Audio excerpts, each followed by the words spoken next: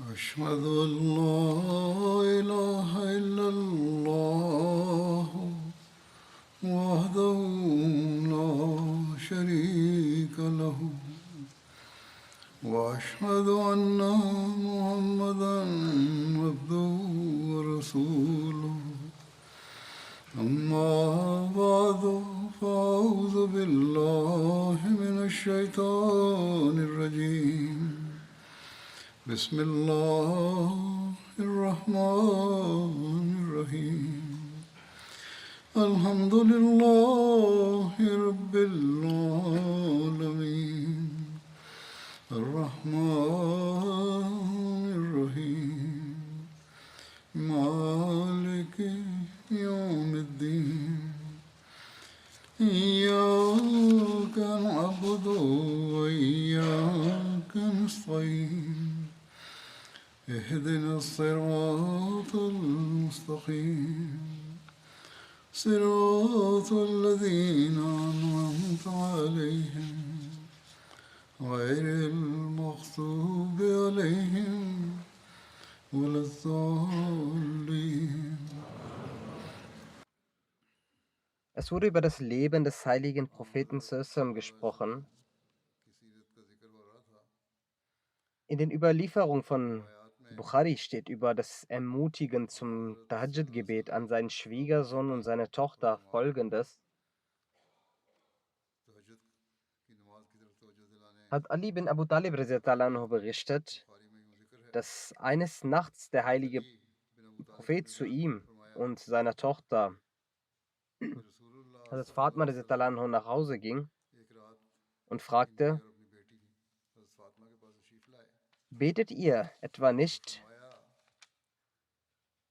Hat Ali sagt, ich antwortete: O Prophet Allah, sallam, unser Leben liegt in Allahs Händen. Wenn er es will, dann weckt er uns. Hierbei handelt es sich um das Tahajjud-Gebet. Hat Ali radhiyallahu anhu sagt, dass der heilige Prophet sallam daraufhin ihm keine Antwort gab und zurückging. Dann hörte ich den heiligen Propheten sallam sagen, während er auf seinem Oberschenkel klopfte: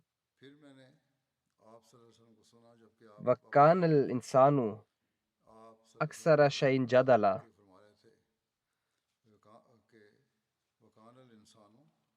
Der Mensch ist von allen Dingen der am meisten diskutierte. Also Muslim anhu hat diese Begebenheit folgendermaßen erläutert. Eines Nachts besuchte der heilige Prophet sallam das Haus seines Schwiegersohnes und seiner Tochter Fatma. Er fragte sie: Verrichtet ihr das Tahajjud-Gebet, also das Gebet, welches in der Mitte der Nacht verrichtet wird? Hazrat Ali antwortete: O Prophet Allahs, wir versuchen das Gebet regelmäßig zu verrichten. Doch wenn gemäß Gottes Wille unsere Augen nicht aufgehen, verpassen wir das Tahajjud-Gebet. Daraufhin sagte der heilige Prophet: Verrichtet Tahajjud-Gebet, und kehrte nach Hause zurück. Und dabei wiederholte er immer wieder beim Gehen: وَكَانَ الْإِنسَانُ أَكْثَرَ شَيْءٍ جَدَلًا. Das ist ein Vers aus dem heiligen Koran, der bedeutet: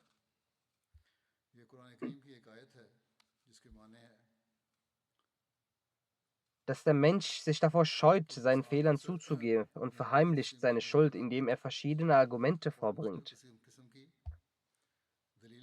Damit wollte der heilige Prophet darauf hinweisen, dass Hazrat Ali und Hazrat Fatma einfach statt es zugeben, dass ihnen gelegentlich Fehler unterlaufen, die stattdessen gesagt haben, dass es Allahs Wille ist, dass wir nicht aufwachen, so dann schlafen wir weiter. Wieso haben sie ihren Fehler auf Allah geführt? Also Muslim hat diese Begebenheit ausführlich erläutert und gesagt: Hazrat Ali berichtet von seiner Begebenheit, aus der hervorgeht, dass zu einem Anlass, an dem Hazrat Ali dem heiligen Propheten eine Antwort gab, woraufhin eine Zwist oder eine Diskussion hätte geschehen sollen, der heilige Prophet aber statt wütend oder empört zu sein, eine solch liebvolle Art nutzte, sodass Hazrat Ali bis zu seinem Lebensende von dieser Lieblichkeit profitierte.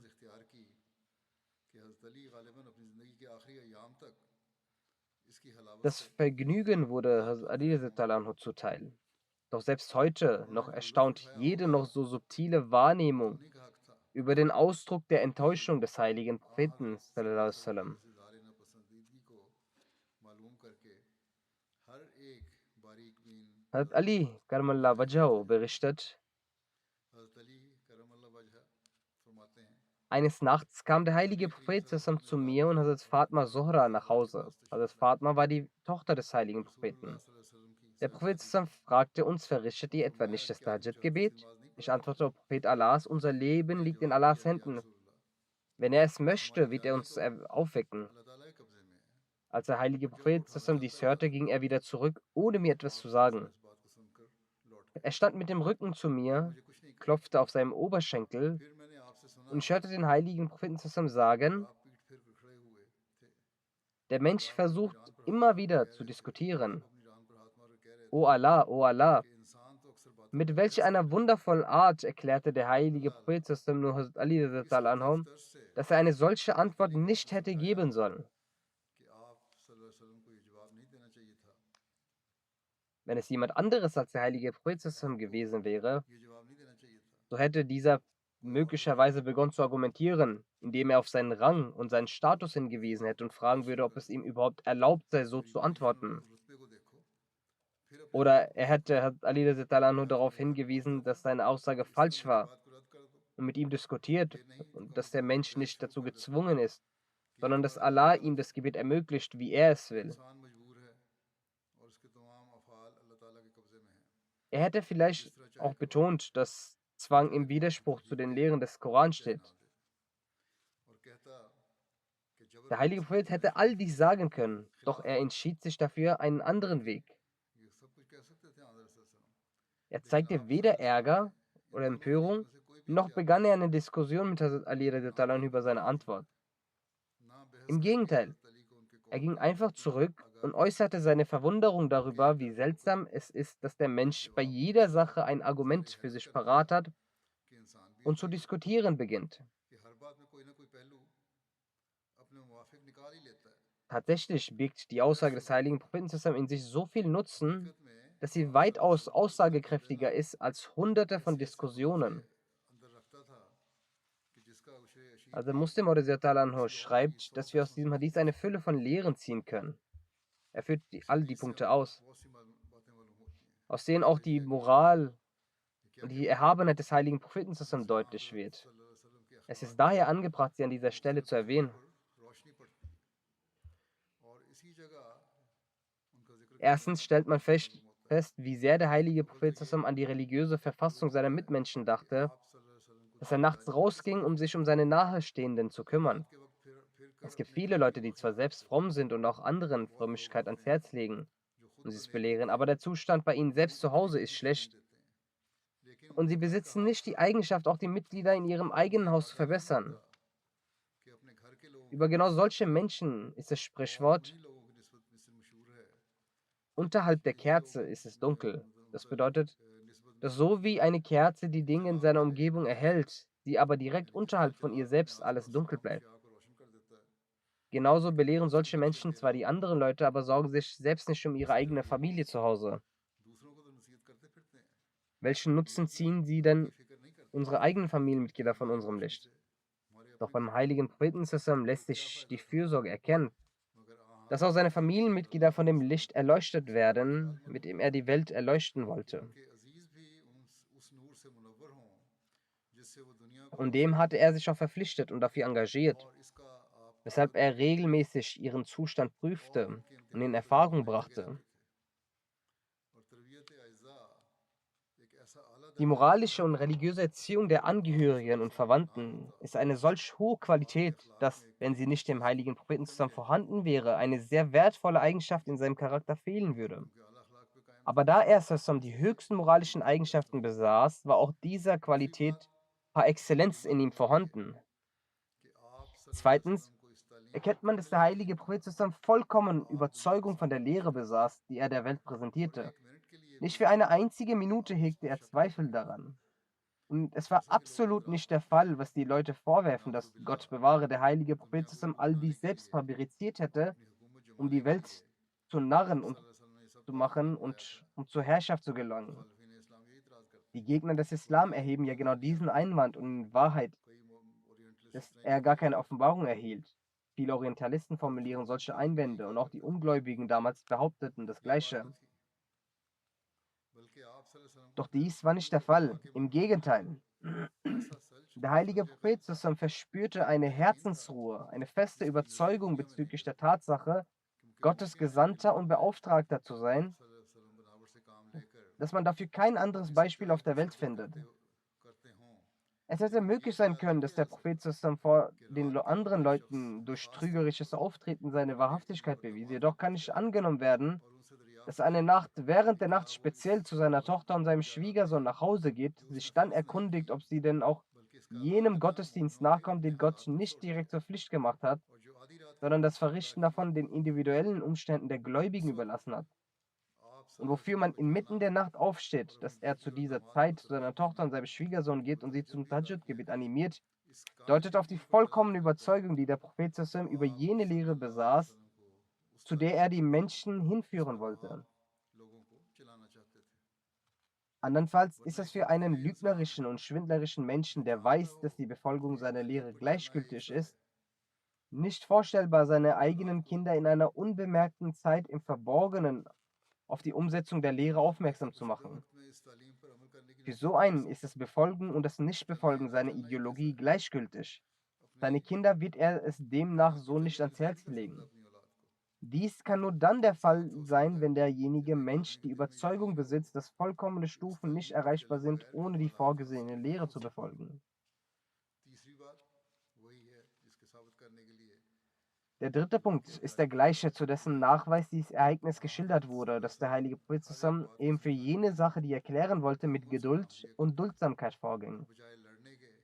Anstatt sich zu streiten, setzte er mit Milde und Liebe einen über seinen Fehler in Kenntnis. So also auch bei dieser Begebenheit, als Ali seine Frage mit der Antwort abweisen wollte.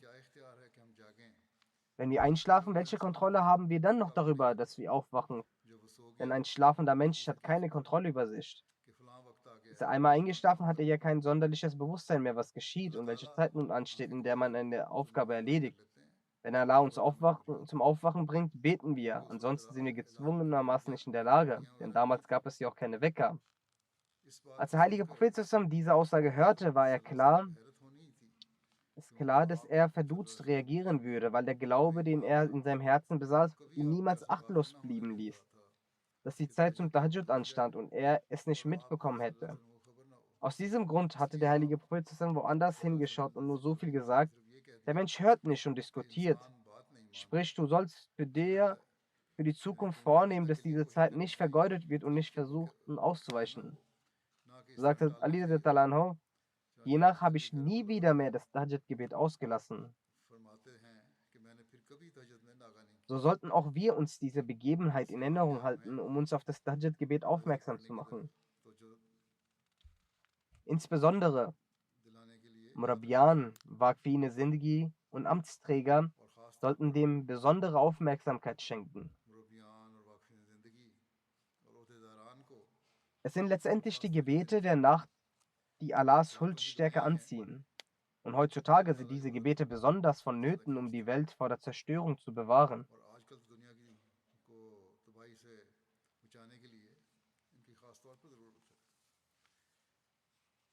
Als nächstes Ereignis kommt die Schlacht, die Ghazwa von Banu Qanuqa, die im zweiten Jahr nach der Hijra stattfand.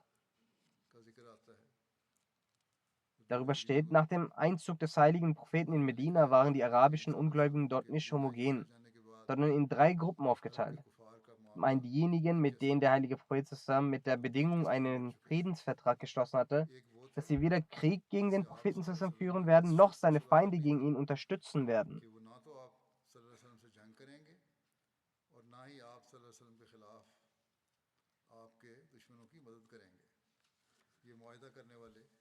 Diesen Friedensvertrag verschlossen alle 3 jüdischen Stämme Banu Nazir, Banu Qurayza und Banu Qanuqa. Die zweite Gruppe waren diejenigen, die den heiligen Propheten befeindet und bekriegt haben, nämlich die Quraysh. Die dritte Gruppe war diejenigen, die den heiligen Propheten in Frieden ließ, die auf den Ausgang des heiligen Propheten gespannt war, also die anderen arabischen Stämme. Die waren auch nicht alle gleichartig aufgestellt. Unter ihnen waren auch solche, die innerlich wollten, dass die Muslime obsiegen, wie zum Beispiel der Stamm Banu Khazar. Einige waren dem entgegengesetzt gesinnt, wie die Banu Bakr. Es gab auch einige, die äußerlich zwar auf der Seite des heiligen Propheten standen, aber innerlich seinen Feinden beistanden. Das waren die Heuchler. Als der heilige Prophet zusammen nach Medina kam, vereinbarte er mit allen Juden einen Vertrag. Jedes Volk schloss sich mit ihren Verbündeten an. Dann schloss der Prophet zusammen mit ihnen einen Friedensvertrag. Es wurden sehr viele Bedingungen vereinbart. Einer dieser Bedingungen war, dass sie den Gegner des heiligen Propheten in keinem Fall unterstützen werden.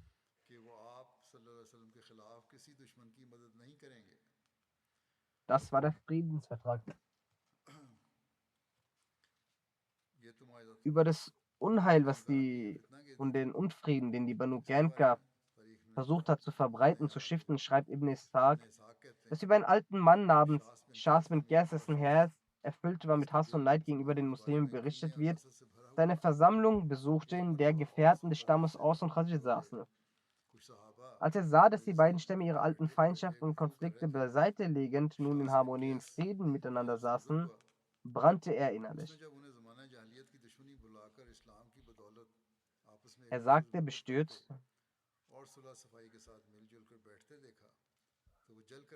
O Banu Qayla, also die Führer von Aus und Khazraj,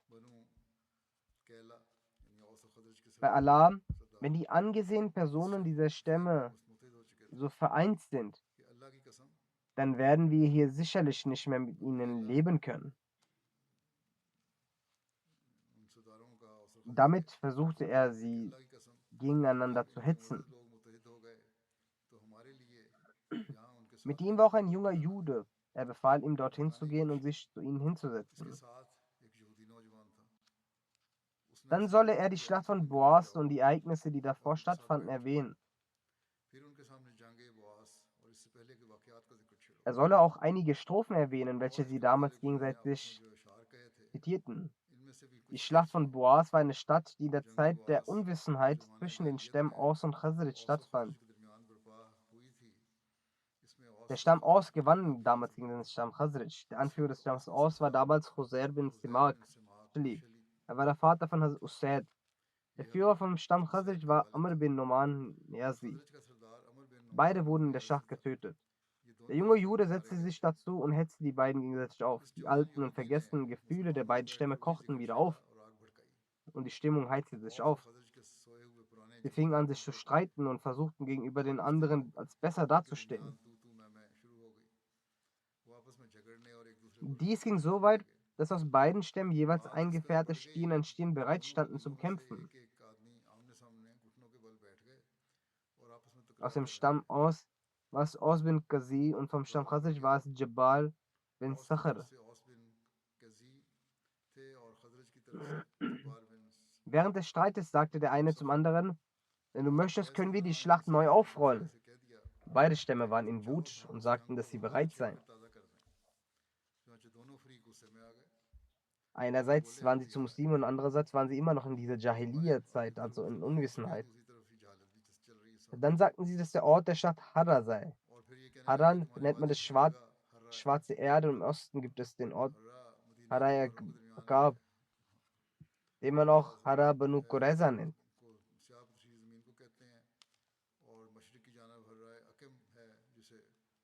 Und das zweite Harra ist Harat al-Wugra, das im Westen von Medina ist.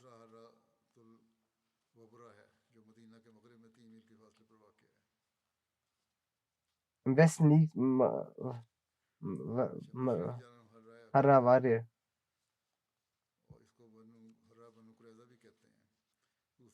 Also es gibt einen Ort namens Harra im Osten und einen im Westen. Und es liegt immer 3 Meilen von Medina entfernt.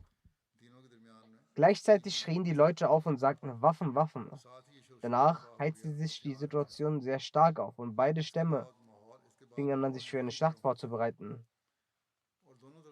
Beide Stämme bereiteten sich auf die Schlacht vor und gingen zur vereinbarten Zeit zu Ort Harra. da kurz davor, dass eine blutige Schlacht hätte beginnen sollen. Doch Allah lenkte es so, dass der Prophet über all dies in Kenntnis gesetzt wurde und er sofort mit einigen Gefährten der Muhajirin zu den beiden Stämmen ging und sagte, mit einer außerordentlichen Weisheit, Allah, Allah, zu meiner Zeit, in meiner Anwesenheit ruft ihr zu Jahiliya, also zur Unwissenheit auf.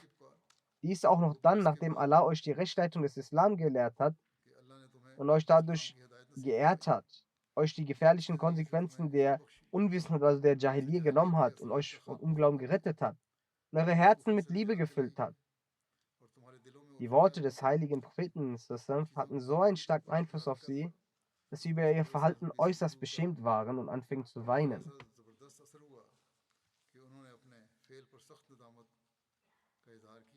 Die Leute der Stämme von Aus und Khazraj, diese Strafe, um sich zu bekämpfen, begannen sich zu umarmen und gingen als eine Einheit mit dem heiligen Propheten zurück. Das steht in Sirat ibn Hisham so geschrieben.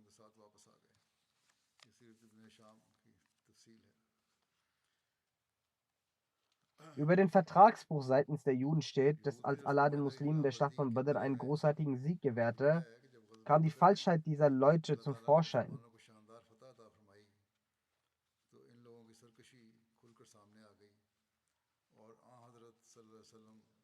Ihr Neid und ihre Bosheit erklärten sie diesen Vertrag als nichtig. Sie sagten, O Mohammed, glauben Sie, dass wir so sind wie Ihr Volk? Bleiben Sie nicht im Irrtum.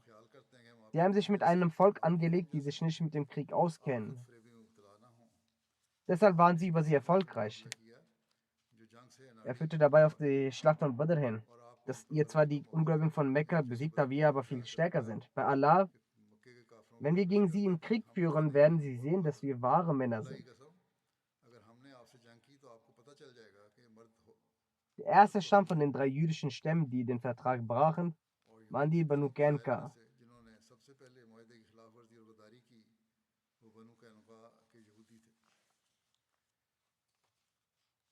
Über diesen Konflikt mit den Muslimen heißt außerdem, wir beginnen mit einer muslimischen Frau. Das heißt, neben der Anfeindung gegen den heiligen Propheten war es so, dass eine Frau eines Ansari mit ihren Sachen zum Bazar der Banu Qanqa ging. Sie hatte Kamele und Schafe mit sich, damit sie diese verkaufen können. Und sie verkaufte dies in dem Bazar der Banu Qanqa.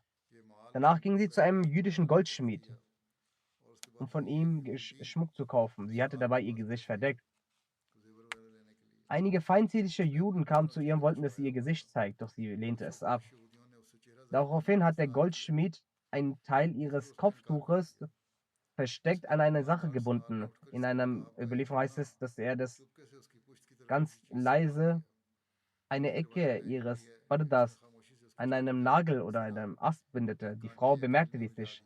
Als sie aufstand, um zu gehen, entblößte sie sich daraufhin deshalb und die Juden begingen daraufhin zu lachen. Daraufhin fingen diese muslimische Frau an zu schreien. Ein Muslime, der in der Nähe war, hörte dies und als er die Tat der Juden sah, ging er zum jüdischen Goldschmied und tötete ihn mit seinem Schwert. Als die Juden das sahen, holten sie ihre Schwerter raus, fingen an, ihn anzugreifen und töteten den Muslimen. Nach dieser Begebenheit herrschte in den Muslimen eine große Wut gegenüber den Juden von Banu Qanqa. Der heilige Prophet sagte, aufgrund dieser Angelegenheiten haben wir keinen Friedensvertrag geschlossen. Das ist gegen unseren Vertrag. Also Ubadah bin Samit sagte, O Prophet Allahs, ich gehöre zu den Muslimen und sehe mich entfernt von diesem Friedensvertrag mit diesen Ungläubigen.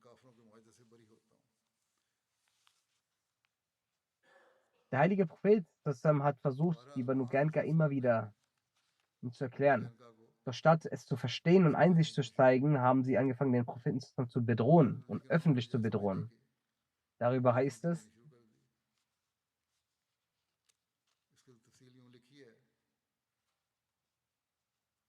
der Prophet versammelte die Juden von Banu Qanqa und sagte,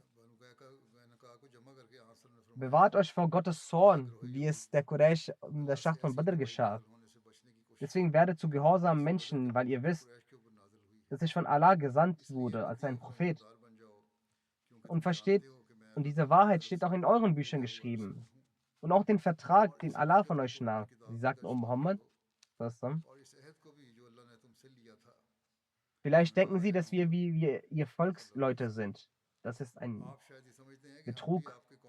Bislang haben sie gegen ein Volk gekämpft, das nicht in der Kampfkunst nicht auskannte. Deswegen konnten sie sie mit Einfachheit besiegen. Doch bei Gott, wenn sie sich mit uns anlegen, gegen uns kämpfen, dann werden sie erfahren, was es heißt, gegen Männer zu kämpfen. In einer weiteren Überlieferung heißt es, als der heilige Prophet sallam, während der Schlacht von Badr über den Vertragsbruch der Juden hörte, versammelte er sie in diesem Basar der Banu Qanqa und wies ihn darauf hin. Und das war die Antwort darauf gewesen, auf die Weisheit des heiligen Propheten und das Ermahnen. Danach versteckten sie sich, die Juden der Banu Qanqa, in ihrem Schloss. Nachdem sie alles besprochen haben, gingen sie zurück in ihr Schloss. Der heilige Prophet ging zu ihrem Schloss hin und ernannte Abu Lubaba als sein Stellvertreter in Medina. Die Flagge des Propheten war weiß und ihn gab seinem Onkel Hazrat Hamza. Banu Qanqa wurde belagert. Darüber heißt es, 15 Tage lang hat der heilige Prophet die Banu Qanqa belagert. Und das war im Monat Schawal, dem 15. Und blieb bis zum Sulqada dort. Der heilige Allah Ta'ala hatte in ihnen, in den Juden, eine Angst gegenüber den Muslimen gelegt. 400 Kriegskämpfer hatten die Banu Qanqa, die sich in der Burg befanden. Und 300 Männer, die eine Rüstung hatten. Letztendlich, als die Juden erschöpft waren, gingen sie zum heiligen Propheten zusammen und sagten, machen Sie uns den Weg frei, sodass wir Medina verlassen und lassen Sie unsere Frauen und Kinder mit uns gehen. Alles andere, Hab und Gut, können Sie haben. Sowohl unser Hab und Gut als auch unsere Waffen. Der heilige Prophet zusammen akzeptierte dies und gab ihnen die Anweisung, Medina zu verlassen. Das steht im Sirr al-Albir so geschrieben. In den meisten Geschichtsbüchern steht auch geschrieben, dass Abdullah bin Ubay bin Sulul überliefert, dass zu diesem Anlass er zum heiligen Propheten zusammen immer wieder hinging, weil er der Verbündete der Banu Qanqa war, hegte er immer wieder nach und fragte immer wieder nach, dass der heilige Prophet zusammen die Banu Qanqa verzeiht und sie nicht tötet und sie ihnen vergibt. Aus dieser Überlieferung wird ersichtlich, dass der heilige Prophet zusammen es befahl, sie zu töten. Und Abdullah bin Ubay immer wieder darauf bedrang, den heiligen Propheten ihn zu verzeihen. Doch das ist falsch und stimmt nicht. Der Prophet zusammen hat niemals die Anweisung gegeben, die Menschen der Banu Qanqa zu töten. Solche Überlieferungen sind verdächtig.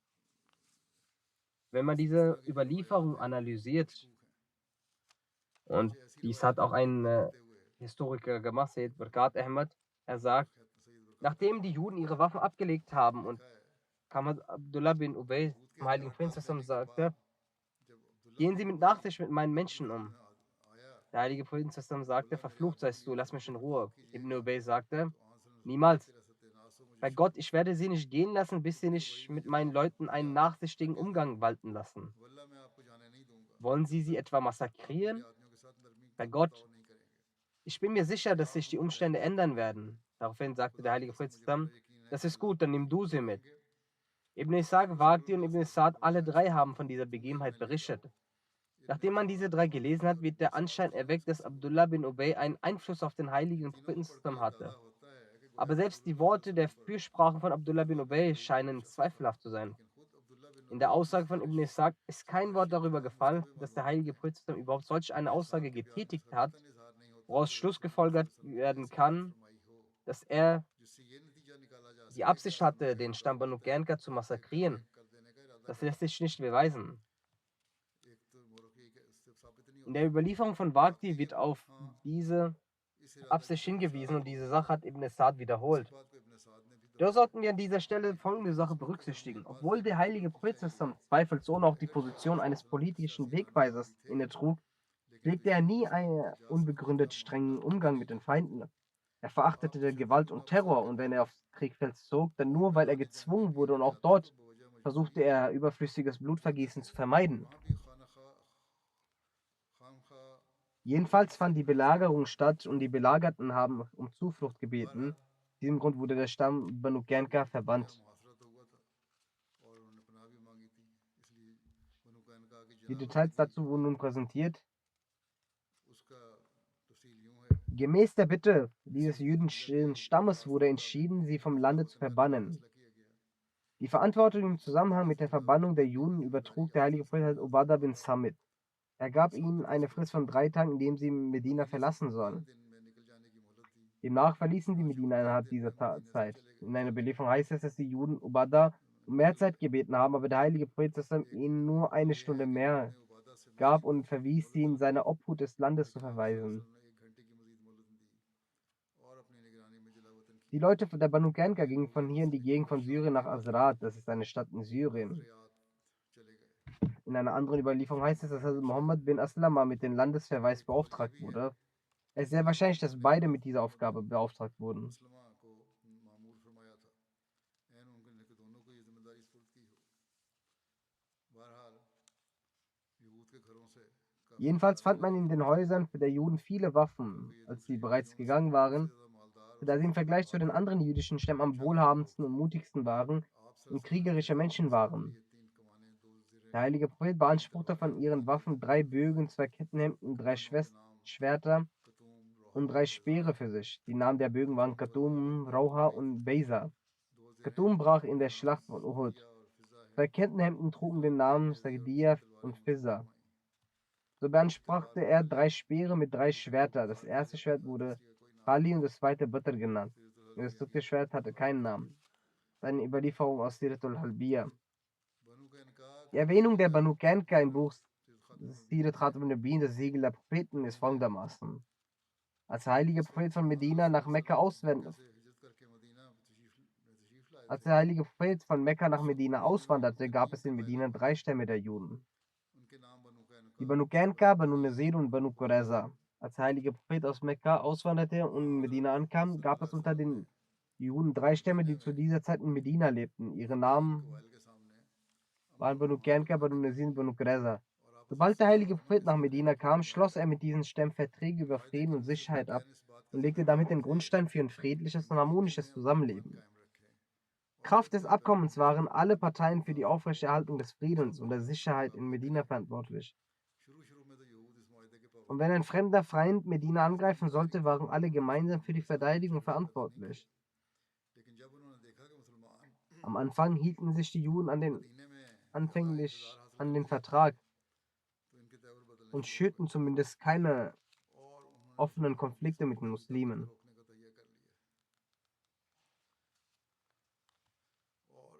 Als sie jedoch merkten, dass die Muslime in Medina immer stärker wurden, begannen sie ihre Haltung zu ändern und waren fest entschlossen, dieser wachsenden Macht der Muslime ein Ende zu setzen. In dieser Zeit begannen sie zu diesem Zweck alle möglichen legalen und illegalen Methoden anzuwenden, sodass sie nicht einmal vor dem Versuch zurückschreckten, die Muslime zu spalten und einen Bürgerkrieg anzuzetteln.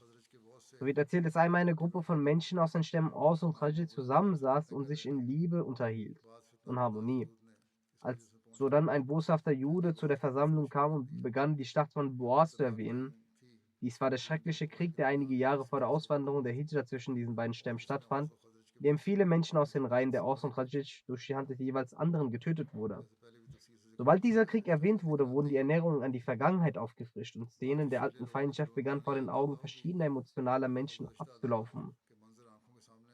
Das Ergebnis war, dass die Angelegenheit durch satirische Bemerkungen, Spott und Verleumdungen so weit eskalierte, dass sich beide Parteien in derselben Versammlung bis aufs Messer bekriegt haben. Doch Gott sei Dank, dass der heilige Prophet rechtzeitig benachrichtigt wurde und sofort mit einer Gemeinschaft der Muhajirin am Ort des Geschehens eintraf.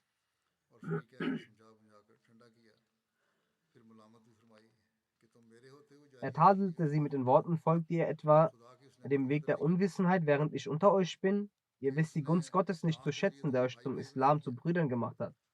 Die Ansar waren von dieser Ermahnung so tief bewegt, dass ihnen Tränen in die Augen kamen und sie sich reumütig umarmten. Als die Schlacht von Badr stattgefunden hatte und Allah, der Erhabene, in seiner Gemeinde den Muslimen einen überzeugenden Sieg über ein starkes Heer der Quraysh bescherte, obwohl sie nur wenige und mittellos waren und die führenden Köpfe von Mekka zwischen Staub zermalmt wurden, gerieten die Juden von Medina in Flammen der Eifersucht. Sie fingen an, die Muslime offen zu beschimpfen und fingen an, in Versammlungen öffentlich zu sagen: Na und, ihr habt die Armee der Quraysh besiegt, lasst Mohammed gegen uns kämpfen und wir werden zeigen, wie Kriege geführt werden.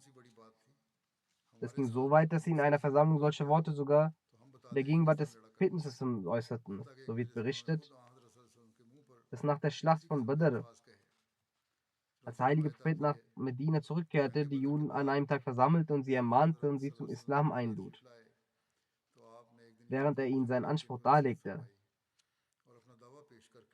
Die Häuptlinge unter den Juden antworteten auf diese friedliche Ansprache des heiligen Propheten: O Mohammed,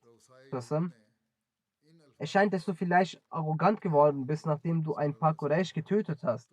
Diese Leute waren in der Kunst des Krieges unerfahren. Wenn du gegen uns kämpfen würdest, würdest du die wahre Art von Kriegen kennenlernen. Die Juden begnügten sich nicht nur mit einer bloßen Drohung, sondern es scheint so, als hätten sie sogar begonnen, Verschwörungen zur Ermordung des heiligen Propheten auszuhecken.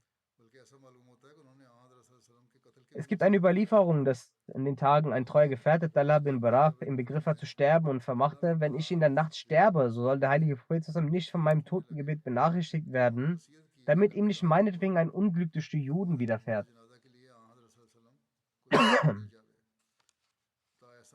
Nach dem Krieg von Badr haben die Juden öffentlich angefangen, die Muslime zu hetzen. Und weil die Banu Qanqa von den jüdischen Stämmen in Medina die stärksten waren, waren sie die ersten, die den Vertrag gebrochen hatten.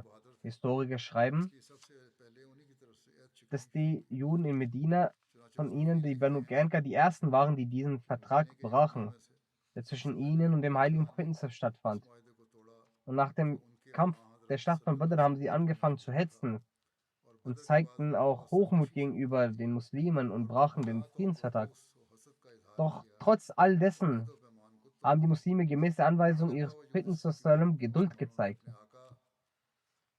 und nicht versucht, sich aus der Ruhe zu bringen. Damit dies heißt es, dass nach dem Friedensvertrag, der mit den Juden abgeschlossen wurde, der heilige Prophet sich sehr um das Wohlergehen der Juden gekümmert hat. Obwohl sie feindlich gegenüber ihm waren, war der Prophet sehr großzügig ihnen gegenüber. Einmal gab es eine Diskussion zwischen einem Juden und einem Muslim. Der Jude sagte, dass Moses über alle Propheten hervorgeht. Der Sahabi wurde daraufhin wütend und war etwas streng gegenüber diesen Juden und sagte, dass der heilige Prophet der größte der Propheten ist. Als der heilige Prophet davon erfuhr, war er enttäuscht und sagte zu diesem Sahabi: Es ist nicht deine Aufgabe zu entscheiden, welcher Prophet Gottes den höheren Rang hat. Dann sagte der heilige Prophet eine Eigenschaft des Propheten Moses, eine hohe Eigenschaft des Propheten Moses. Trotz dessen, dass der heilige Prophet so sanftmütig mit ihnen umging, waren sie die Ersten, die versuchten, gegen den heiligen Prinz zu kämpfen.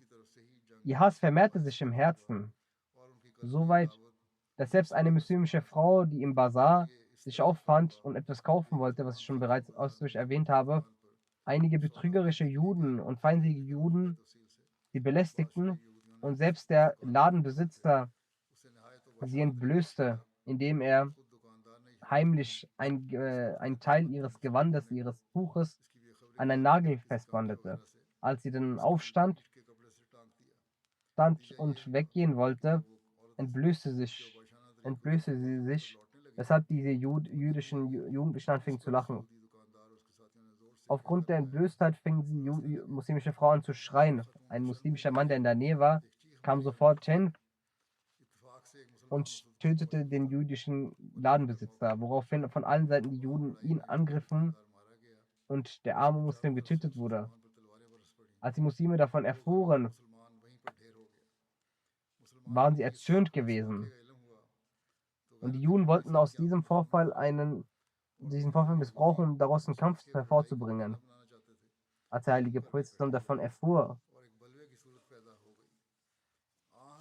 ging er zu den Rosa, also den Fürsten der Banu Qanqa, Stammesführern, und sagte: Eure Art ist nicht gut zu handeln. Hört auf mit diesem Vergehen und fürchtet Allah. Statt Reue zu zeigen und sich zu entschuldigen, beginnen sie, dem heiligen Propheten zu antworten, in einer sehr ungehorsamen Art und in einer Bedrohung, dass seid nicht stolz über den Sieg in Badr. Wenn ihr gegen uns kämpft, dann werdet ihr erst erfahren, wie wahrhaftige Krieger sind. Infolgedessen hat der heilige Prophet eine Gruppe der Sahaba mitgenommen in Richtung des Schlosses der Banu Qanqa. Es war nun die letzte Möglichkeit, über ihre Fehler Reue zu zeigen. Hätten sie Reue gezeigt, wäre diese Angelegenheit beendet. Doch es kam zum Krieg, weshalb die Kräfte der Juden gegenüber den Kräften der Muslime standen. Zu dieser Zeit war es auch eine Art des Krieges gewesen, dass eine Gruppe sich in ihren Schlössern versteckte und die andere Partei die umzingelte, bis eine der beiden es schaffte, die andere zu besiegen. Oder sogar, dass sie bei der Belagerung müde werden und es schaffen, das Tor des Schlosses zu öffnen und sie zu besiegen. Zu diesem Anlass bediente sich die Banu Qanqa ebenfalls dem Vorgehen und blieben in ihre Festung eingesperrt. Der heilige Prophet belagerte sie und die Belagerung blieb 15 Tage lang. Schließlich, als die gesamte Kraft und Eitelkeit in sich zusammenbruch der Banu Qanqa, öffneten sie ihre Türen und Toren der Festung unter der Bedingung, dass ihr Hab und Gut den Muslimen gehören wird, doch die Muslime kein Recht auf ihr Leben und ihre Angehörigen haben.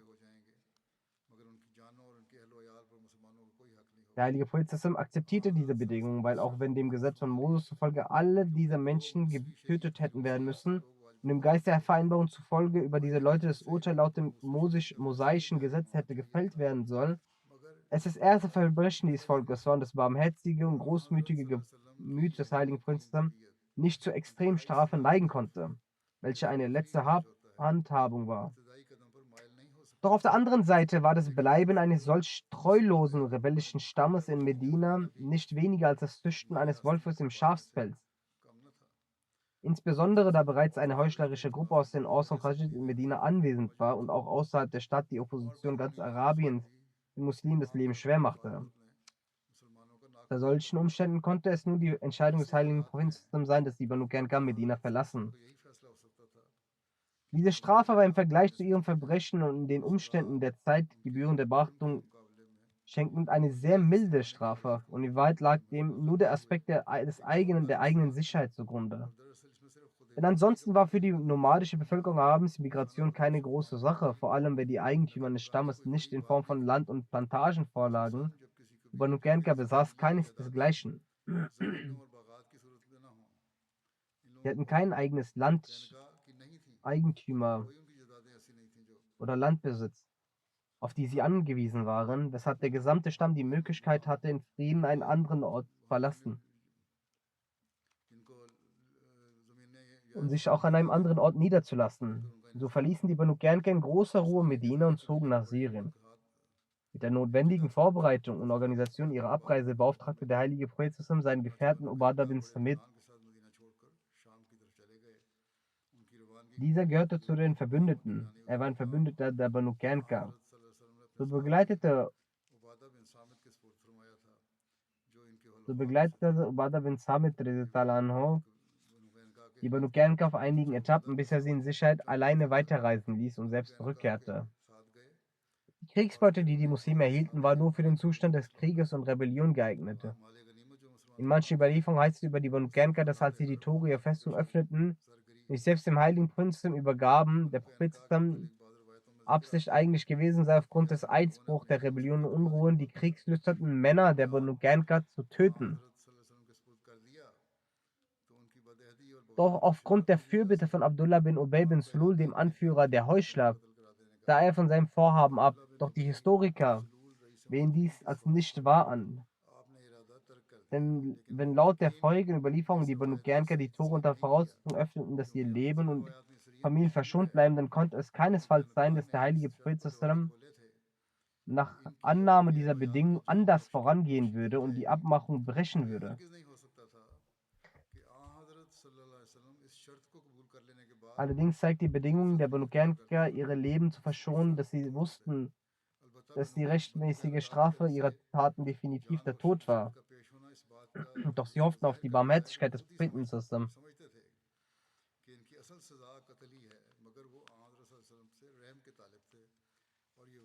So verzieh der heilige Prophet sallam ihnen aufgrund seines barmherzigen Gemüts. Allerdings kann man glauben, dass die Leute in den Augen von Allah aufgrund ihrer Miesetaten und Kriminalität nicht berechtigt waren, auf der Erdoberfläche zu verbleiben. So heißt es in der Überlieferung, dass diese Leute an dem Ort, zu dem sie auswanderten, nicht mal ein Jahr verbracht hatten, als sie von einer solchen Krankheit ergriffen wurden, an der der gesamte Stamm zugrunde ging.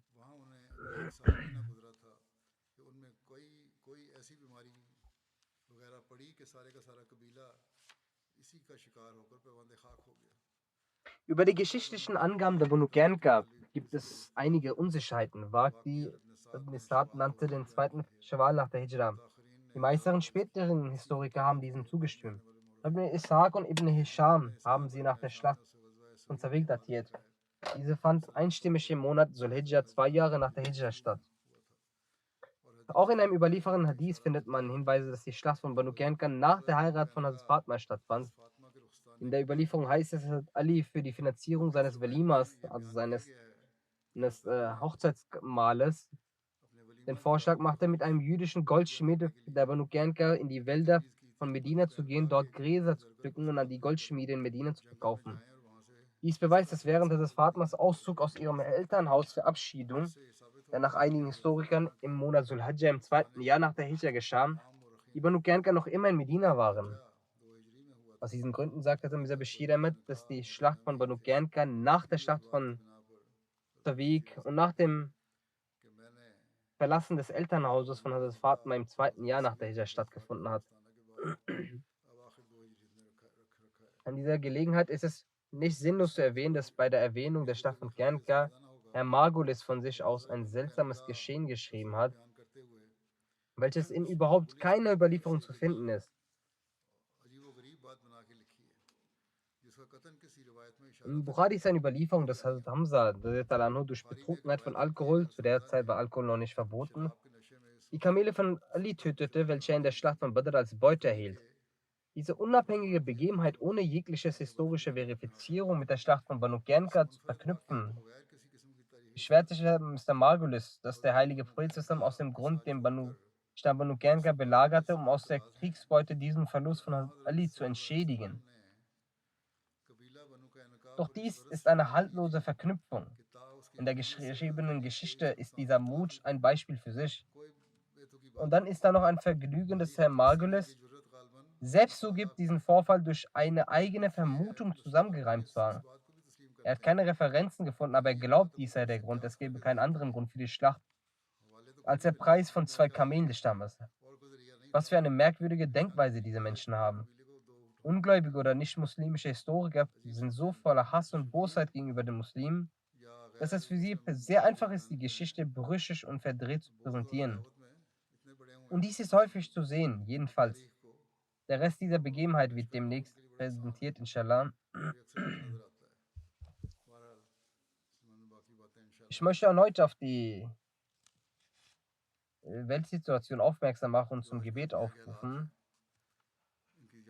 Infolge des Krieges zwischen der Hamas und Israel steigt die Zahl der Märtyrertode der unschuldigen palästinensischen Frauen und Kinder immer weiter. Angesichts der zusehends eskalierenden Kriegslage und der politischen Maßnahmen der israelischen Regierung und Großmächte scheint es, als stehe der Weltkrieg vor der Tür. Nun haben selbst einige Staatsoberhäupter islamischer Länder, sowie Russland und China, und auch einige westliche Experten öffentlich gesagt und geschrieben, dass dieser Krieg sich nun auszuweiten scheint.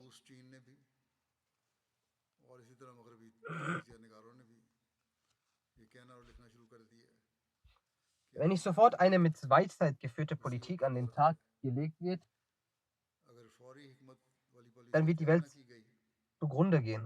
तो दुनिया की तबाही का Alles wird in den Nachrichten berichtet und Sie sind über die कुछ Situation होने नहीं वाला informiert. है Daher सबके müssen sich सामने सूरत Ahmadis हाल है besonders um Gebete bemühen. इसलिए Sie sollten sich nicht रहनुमाओं को entspannen. दुआओं की तरफ खास तवज्जो देनी चाहिए Sie sollten mindestens in jedem Gebet in relax einer करें Sajda oder zumindest in einem Namaz in कम der अज़ कम Sajda हर dafür नमाज में beten एक सजदा या कम अज़ कम किसी एक und auch नमाज में dafür एक सजदा beten. तो ज़रूर इसके लिए पढ़ना चाहिए Im अदा करना Westen चाहिए zeigt kein इसमें दुआ करनी Staatsoberhaupt चाहिए irgendeines Landes in dieser Angelegenheit den Willen, मगर में दुनिया का Gerechtigkeit zu तो schaffen.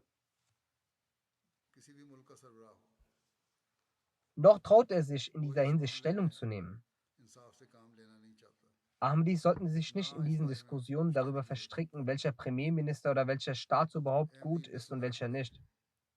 कि किस मुल्क का वज़ीर आज़म या सरबराह Und अच्छा dass है wir और uns किसका über ihn अच्छा nicht नहीं auf और diese und jene Weise äußern ये sollen, इसको beziehungsweise हमारी die बुराई नहीं Muslime कहना nicht चाहिए gegen ihn और उनका sprechen उसके sollten. खिलाफ नहीं बोलना चाहिए ये सब फजूल Das बातें हैं alles ist nutzloses जब तक वजूहत Geschwätze. से Solange उन्हें niemand den कुछ नहीं Mut कर besitzt, सकते sich darum zu bemühen, diesen Krieg zu बहरहाल beenden, trägt er die Verantwortung दुनिया को dafür, तबाही die की Welt तरफ ins Verderben भगाने zu का जिम्मेदार führen. है In unserem Umfeld अपने sollten wir माहौल में uns mit Hilfe von Gebeten दुआओं के साथ इस बात को दिलाने bemühen, की कोशिश करें कि die जुल्म की Botschaft zu verbreiten, dass diese Grausamkeiten gestoppt जुल्म को werden. रोको Wenn ein Ahmadi gewisse Kontakte hat, dann sollte और er किसी sie भी किसी aufklären. ताल्लुकात हैं Das ist उन्हें Mut समझाएं und das ist das Ausmaß an यही Gehorsam zu जरूरत है Gott.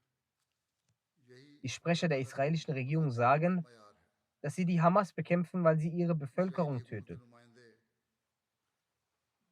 कहते Doch हैं कि ihre हमास को Rache hat nun मसलूब alle बनाने की Grenzen बदला लें überschritten.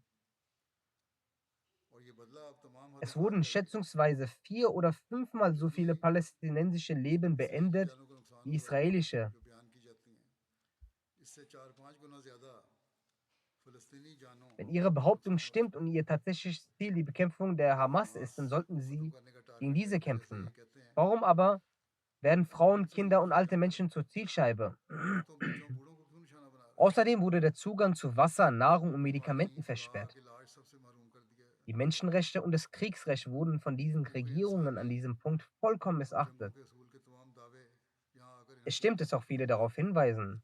So sagte der frühere आम बास US-Präsident इस तरफ सोचने Obama in लगी den है vergangenen Tagen, जैसे गुज़श्ता dass selbst दिनों im Krieg das Kriegsrecht America के सदर einzuhalten बराक ओबामा gelte. ने कहा था Es dürfen keine कि जंग Zivilisten में darunter बरकत के leiden. जंगी असूलों को सामने रखना चाहिए Auch der UN-Generalsekretär äußerte मखलूक sich भी होनी ähnlich चाहिए dazu, worauf die israelische UN Regierung के lautstark सेक्रेटरी जनरल gegenhielt. साहब भी बोले थे इस पर इसराइल की हुकूमत ने Viele जोर weitere दिया Regierungschefs der Welt, die sich als कि पूरी Vorreiter des दुनिया के Friedens sehen, अमन के दावेदार stimmten der होते हैं Aussage des Generalsekretärs nicht zu und या widersprachen अपने आप को ihr इस सबसे sogar. बड़ा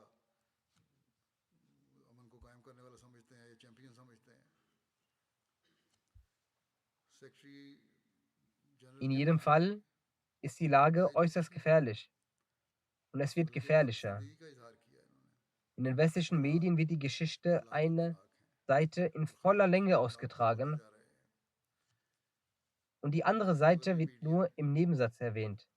एक तरफ की खबरें तो बढ़ा चढ़ा कर देता है Zum Beispiel और sagte दूसरी eine तरफ की एक खबर Frau, में die eine Geisel war und झूठी सी befreit खबर wurde, जैसे dass sie selbst im Gefängnis besser पिछले behandelt दिनों एक wurde. रिहाई पाने वाली जो औरतें थीं Doch diese Nachricht वो ging औरत ने unter. कहा Die कि दूसरी तरफ Berichterstattung के über die तस्वुर höllischen Zustände in den इस Gefängnissen der हकीकत को Hamas एक कोने में चली गई ist hingegen durchgehend in den और Nachrichten. जो ये बयान है कि हमास की क्या जहन्नम थी उसे मुस्तकिल बड़ी खबर का हिस्सा बना के पेश किया जाता है Gerechtigkeit besteht darin, Tatsachen objektiv zu berichten इंसाफ तो und ये die है Welt selbst entscheiden zu lassen, wer कि सब Opfer oder Täter पूरी ist, सूरत हाल सामने ob रखी und जाए inwieweit फिर der दुनिया Krieg को अपना gerechtfertigt ist फैसला करने und दें wann er beendet werden कि muss. कौन जालिम है कौन मजलूम है और किस हद तक ये जंग Die जायज़ है और Tatsachen müssen कहाँ der तक ये Welt ख़त्म ins होनी चाहिए Ganze vermittelt werden, nicht als einseitige इसकी समझ सारी Berichterstattung. सूरत हाल आनी चाहिए ना कि एक तरफा Kurzum, wir बयान sollten uns den Gebeten widmen. बहरहाल Wir müssen uns in unserem Kreis बंदों bemühen को und beten, um die दुआएं देनी Ungerechtigkeit zu चाहिए beenden. जुल्म को ख़त्म करने के लिए Wir अपने Muslime दायरे में sollten für die कोशिश भी Opfer करनी beten चाहिए und für die दुआ करनी Einheit der Nation मुसलमान मजलूमों dieser के Welt. लिए भी और मुसलमान हुकूमतों को एक जामे Wir sollten einen बेबा besonderen Schmerz für die Beseitigung des Leidens von मुस्तक़बिलबंदी Muslimen hegen. बनाने के लिए भी दुआ करनी चाहिए मुसलमानों Wir sind die Anhänger des की verheißenen मुश्किलातों को Messias, होने के लिए a.s. हमें ख़ास दर्द रखना चाहिए der trotz wiederholtem Leid, das uns von Seiten der Muslime zugefügt wurde, seine Gefühle in den folgenden Worten ausdrückte: "ए दिल तू नीज़ खातिर इना निगहदार, काहिर कुनन दावाए हुब्बे पैगंबर." O Herz, nimm Rücksicht auf diese Leute. Letztendlich beanspruchen sie, meinen Propheten zu lieben. Die Liebe zum heiligen Propheten ist es, die uns dazu bewegt, intensiv für die Muslime zu beten. Möge Allah uns dazu befähigen und den Muslimen und der Welt Weisheit schenken.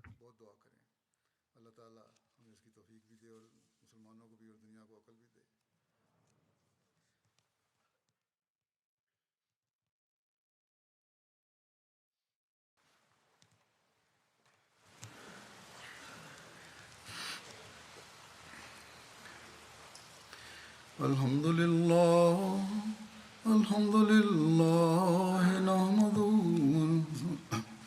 الحمد لله نحمده ونستعينه ونستغفره ونؤمن به ونتوكل عليه ونعوذ بالله من شرور أنفسنا ومن سيئات أعمالنا من يهده الله فلا مضل له ومن يضلل فلا هادي له ونشهد أن لا إله إلا الله ونشهد أن محمدا عبده ورسوله عباد الله رحمكم الله إن الله يأمر بالعدل والإحسان وإيتاء ذي القربى وينهى عن الفحشاء والمنكر والبغي يعظكم لعلكم تذكرون واذكروا الله يذكركم وادعوه يستجب لكم ولذكر الله أكبر